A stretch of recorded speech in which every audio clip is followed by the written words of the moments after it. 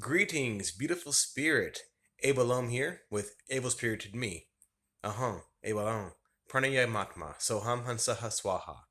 Which means I am a breathing spirit, child of God, one who controls life force. That I am that I surrender. A really big welcome back to everyone. It's been a little bit of a hiatus since my last video. I think it's been about 2 months. And the reason for that is multi-leveled, but the main reason is that for the time being, I'm choosing to focus my energy. And by the way, when you're focusing on something, that is what you're manifesting. When you are focusing on meditation, you're taking your ego out of it and you're manifesting whatever the universe is going to manifest for you. If you're not meditating or focusing on a goal, then you're going to be manifesting all the random things that happen in your mind. Okay, so that's the preface for this conversation. Today, we're going to talk about something that's very controversial. Um, this video is one that I've been wanting to make for a very long time now, but I was afraid that people who were watching it would not like it due to its nature. So, this is a explicit video. You're not going to see anything, but you're going to hear about some sexual content, okay? So, manifestation, sexual energy, kundalini, all those things. They're all related. And once again, what you put your attention onto is what you are manifesting. So we've spoken about the power of attraction in the past, and you want to put out the vibration of what you want to bring back into you. So let's talk about the ideal vibration, the ananda, or the eternal bliss, or the bliss body. These are all related topics, and it comes down to how you feel. Bliss that comes into your awareness. And I think that's the best way to say it. I don't want to say bliss that you create or bliss that you cause. I'll just say bliss that comes into your awareness. With advanced meditation practices, bliss comes automatically. And then something called rapture, which is even stronger bliss. And people who are really into meditation and kind of advanced in their spirituality, the bliss becomes less important, and it's just one of those fleeting feelings, kind of like sadness or anger or whatever. It comes and it goes. You enjoy it while it's there and it's gone. Um, that's the lack of attachment. You don't want to be attached to it. However, I'm going to talk about another important aspect of this bliss.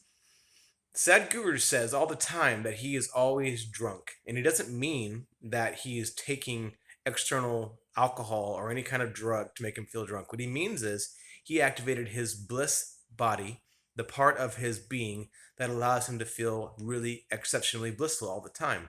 Now, here's the one little key that I want to talk about. Feeling of bliss. Some people don't even know what it feels like. They've never had it before. So let me give you some examples. If you are listening to a song that gives you the chills and it's delightful and it gets you excited and energetic, that is the bliss I'm talking about. If you get a massage from somebody and you feel the energy blockages and the muscles relaxing and just completely leaving you, and you feel the chills, that wonderful sensation of bliss, that is what I'm talking about. So, when it comes to spiritual practice, a big part of the beginning practice is learning how to undo these blockages or these energy leaks, whatever you want to call them. And during the process, you'll actually begin to feel this bliss more and more all the time. And once again, the higher you go in spirituality, the more you'll notice that the term yogi, they talk about, not they, but people talk about yogis like they're sacrificing all the life's pleasures for yoga, union with God. But if you read the deeper books out there, you'll see that the bliss, the ananda that comes with yoga practices is a deeper, stronger, and eternal bliss. So yogis are not actually selfless beings who only want to focus on God. They want to sacrifice the temporary pleasures for the long-term ones. So this video is multifaceted. I want to cover a couple of things. First of all, when you are struggling to find contentment in life, the best thing to do is to choose something to challenge yourself. Choose something to sacrifice because you're going to either become grateful for something again, or you'll learn that you can do without it, and you'll find bliss in that as well. So, in order to become more spiritually developed, you have to determine what's important to you, what matters to you. And you guys know I've been talking about choosing your own karma for quite a while. Well, that is a choice that I have. I choose to believe that I can choose my own karma. Some would say I'm delusional and wrong, but that's their reality. I don't have to subscribe to their reality. I can subscribe to my own. So, what do you choose to believe? Do you choose to believe that you can choose your karma or not? To me, choosing my karma simply means I choose what I want to um, care about, what I'm attached to, what I'm not, what I'm averted to, whatever. Those are both forms of karma. And I put my energy into the things that I want to be attached to. So I've chosen recently to choose my family over entertainment. So back in December, I was kind of addicted to Netflix. I since stopped watching all movies for myself. Don't do that anymore. Now I spend my time on my family instead. People say, "You don't watch TV, you're crazy." Well, I was addicted to it, so I stopped it to pick time with my family instead. That's what I'm talking about. Choose your karma. Okay, so once you've chosen your karma, you have two choices. One, you can, well, I guess you have more than two choices. That's a limiting concept, right? You have as many choices as you want, but you can use your Kundalini, your sexual energy, to help manifest what you want. And here are the ways that you can do it. Number one, you can choose to withhold sexual energy and not release it. If you do that, what's going to happen is you find that life becomes somewhat easier. You'll find that things are given to you. You might even find that you're in a happier mood all the time. You're more grounded. You're at peace with life, and things just happen. You're kind of going more with the flow. But the double edged sword is that what you're thinking about is going to happen.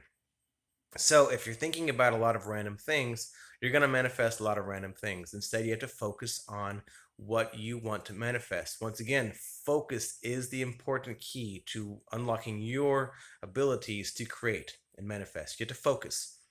So, another option, and this is the controversial one, sexuality.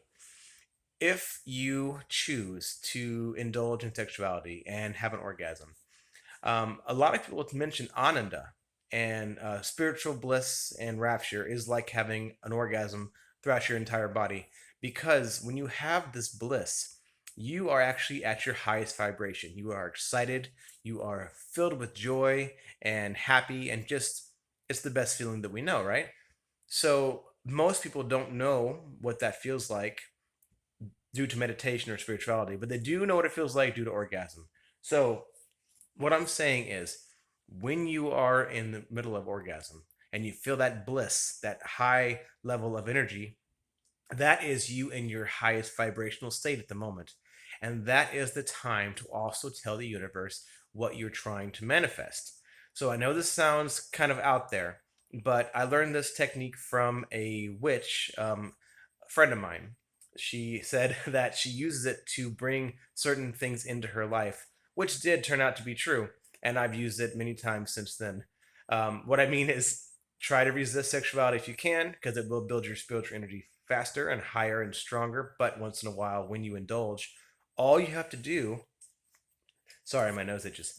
All you have to do is remember that in that moment of climax, rather than just sitting there blissing out, which is great, think about what you want to manifest and say it aloud to the universe in that moment. Say, I want to this, blah, blah, blah, blah, whatever, while you're in that moment of bliss.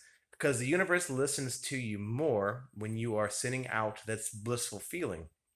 So that is kind of like the time to ask or command the universe what you want.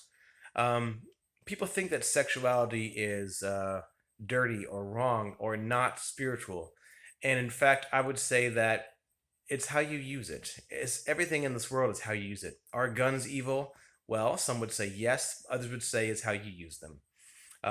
I have guns that I use for target practice, not to kill anything, just because I like to shoot steel. It's fun. It's fun. It's a good, peaceful. Might not sound peaceful, but it's a good, easy hobby that is entertaining. Doesn't hurt anybody. Doesn't hurt me. Doesn't hurt anybody else around me. Okay, so I have a feeling that that one statement is kind of become controversial, and I'll hear all kinds of phrases about it. Anyway, sexuality is similar to that in its controversial nature. Some will say it's evil because they've been trained to think so, and others will say it's the best thing in the world because they've been trained to think so. And then you can also choose to use it to benefit you or others around you by manifesting what you want. So, I know this video is getting kind of long, it's kind of all over the place.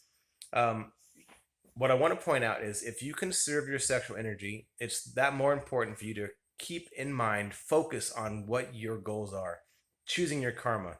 If you don't choose any goals at all, then what's going to happen is that you're going to evolve as the universe wants you to, and you're going to just go with the flow, and you're going to find yourself in a position where everything worked out the way it was supposed to anyway. That's for people who don't have any chosen karma at this point. But if you want to choose to manifest things, then you have to think about them all the time while you're maintaining your sexuality. Or when you're indulging, say it out to the world what you want to manifest while you're in orgasm or when you're in that blissful state. That's when you're in your highest vibration. That's when you're telling the universe what you want and what you're going to create. And it happens, okay?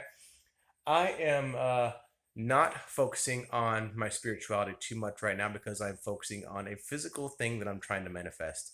Um, as always, I will let you know how it goes, but I'd rather tell you that, hey, this is what I've done and this is what it did. And I'm in the middle of the process right now. So when it comes to fruition, I will let you know. But a lot of things are happening right now. A lot of things are changing in my life once again. So I'm not doing a lot of videos except for the ones that really stick out. This video is almost 12 minutes long now. I think that's enough. Thank you for watching. Thank you to my new subscribers. If you have any questions, comments, please email me at rectorarendale@gmail.com or send a comment on the video here.